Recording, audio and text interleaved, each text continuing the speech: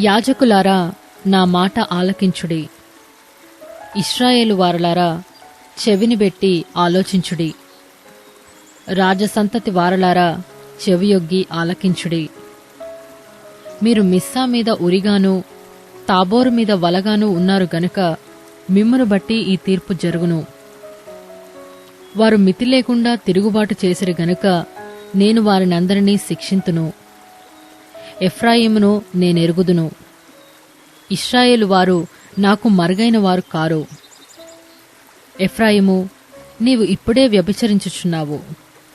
ఇశ్రాయేలు వారు అపవిత్రులైరి.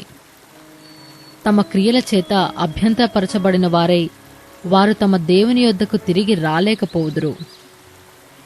వారిలో వ్యభిచార మనస్సుండుట వలన వారు యెహోవాను ఎరుగకయుందురు. ఇశ్రాయేలు యొక్క అతిశయాస్పదము అతని మీద సాక్ష్యమిచ్చును. ఇశ్రాయేలు వారును ఎఫ్రాయిము వారును తమ దోషములో చిక్కుపడి త్రొట్టిలుచున్నారు.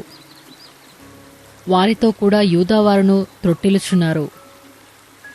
వారు గొర్రెలను ఎడ్లను తీసుకుని యెహోవాను వెదకబోదురు గాని ఆయన వారికి తన్ను మరుగు చేసుకొనినందున వారికి కనబడకుండును. యెహోవాకు విశ్వాసఘాతకులై వారు అన్యులైన పిల్లలను కనిరి.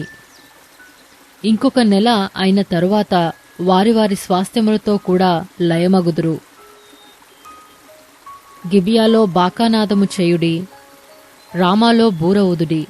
బెన్యామీనీయురాలా, మీ మీదికి శిక్ష వచ్చుచున్నదని బేతావెనులో బొబ్బపెట్టుడి. శిక్షా దినమున ఎఫ్రాయిము పాడైపోవును.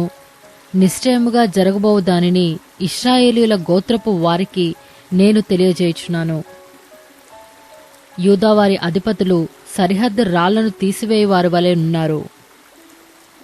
నీళ్లు ప్రవహించినట్లు నేను వారి మీద నా ఉగ్రతను కుమ్మరింతును. ఎఫ్రాయిమీయులు మానవ పద్ధతిని బట్టి ప్రవర్తింపగోరువారు. వారికధిక శ్రమ కలుగును. వారు శిక్షింపబడి హింసనొందుదురు, బాధింపబడుదురు. ఎఫ్రాయిమీయులకు చిమ్మట పురుగువలెను, యూదావారికి వత్సపురుగువలెను లేనుందును. తాను రోగి అవుట ఎఫ్రాయిము చూచెను, తనకు పుండు కలుగుట యూదా చూచెను.